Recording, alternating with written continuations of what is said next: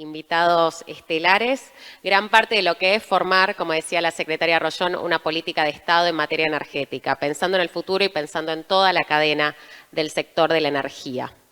Pudimos ver uno de los temas que más nos interpela ahora mismo, que es la transición justa, con las intervenciones de Roberto, de Jorge, diciendo, bueno, ¿cómo pensamos que esta transición energética para países que no somos los mayores emisores, le genere igual una ganancia en nuestro país? Porque hoy por hoy estamos viendo los resultados de lo que fue un proceso de industrialización muy rápido en otras latitudes y que tuvo un efecto a nivel mundial en el cambio climático, una realidad que es sin duda innegable.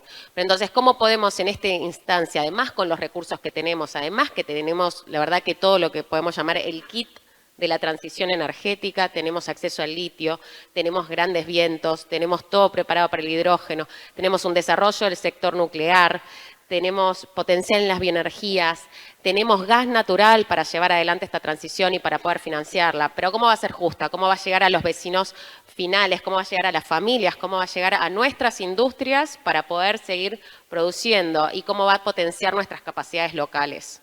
Porque nosotros tenemos una larga historia de trabajar en estos puntos y el capital humano argentino es algo que no podemos perder. Así que se agradece un montón ahí, interpelándonos en pensar también justamente en los usos finales y quiénes son los consumidores a los que llega esta energía, quiénes la producen y a quiénes llegan finalmente, que es obviamente algo que también nos llega por el lado del PERMER y los testimonios que vamos a seguir viendo esta tarde.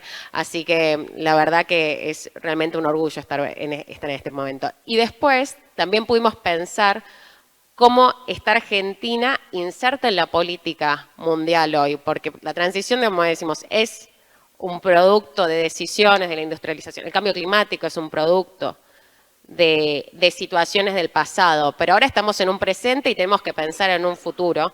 Y obviamente la política internacional ha atravesado la política energética de formas que, de nuevo, podemos volver a repetirlo, pero conflictos geopolíticos que nos afectaron, que afectaron el país, que afectaron nuestras reservas, que afectaron nuestra macroeconomía, aunque estamos alejados de esos conflictos geopolíticos. Pero eso también nos brinda una oportunidad. Hoy por hoy, frente a esas realidades, frente a la guerra comercial que se produce entre otros países, nosotros nos podemos parar como un actor que puede brindar seguridad en el suministro de energía, en el suministro potencialmente de fertilizantes, en el suministro de baterías, en el suministro de toda una cadena para otros países. Entonces, ese lugar, pensar cómo Argentina se para frente a esas políticas, es algo que nos interpela al momento de formar una política de Estado.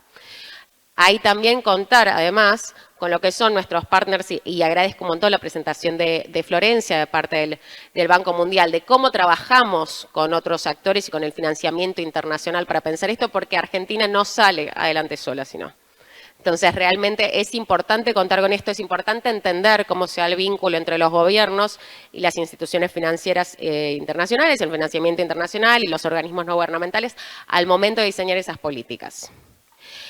Después, también lo que es la política educacional, cómo pensamos en el desarrollo de nuestros profesionales en estos contextos. Obviamente nosotros en algún momento, no es ahora, pero sabemos que va a pasar, vamos a tener que pensar en la reconversión de parte por lo menos del sector del petróleo hacia toda la agenda de transición. Y es muy importante ya estar dando estas conversaciones para poder afrontar esas situaciones cuando surjan. Es muy importante, uno de los temas que se mencionaba, la verdad que no pareciera por esta organización, por este evento en particular, pero también pensar en las políticas de género. Pero bueno, justo tenemos un evento donde las mujeres estuvimos más que representadas y fue efectivamente muy diverso, pero sabemos que esos no son los números de toda la industria. Entonces también estamos trabajando en eso y pensarlo en el lado de la política educacional es clave.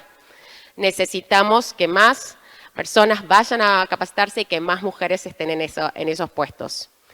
Y por último, en el panel que a mí ya me tocó moderar, de ver de las innovaciones concretas en el sistema, todas las oportunidades que tenemos y cómo tenemos que pensar en esa articulación en un ecosistema público-privado.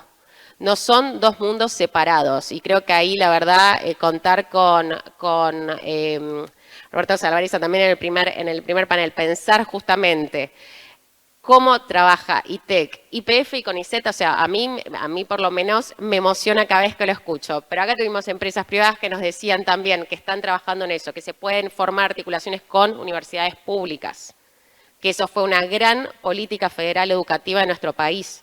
La cantidad de instituciones educativas que tenemos a lo largo y ancho del país, que de nuevo nunca podemos dejar de decirlo, el octavo a nivel mundial en términos de territorio. Entonces, que todas estas instituciones puedan formar articulaciones también para el desarrollo, para el desarrollo de capacidades locales, para el crecimiento de estas ciudades, que podamos aprovechar nuestro federalismo para llevar adelante planes piloto, para poder hacer políticas que se adapten a cada lugar específico y que no estén todas centralizadas. Para mí, por lo menos, bueno, fue muy interesante escuchar. Les agradezco a todos la participación, agradezco que me hayan invitado a mí al evento y poder dar el cierre a esta cumbre de innovación y transiciones energéticas. Así que muchas gracias a todos.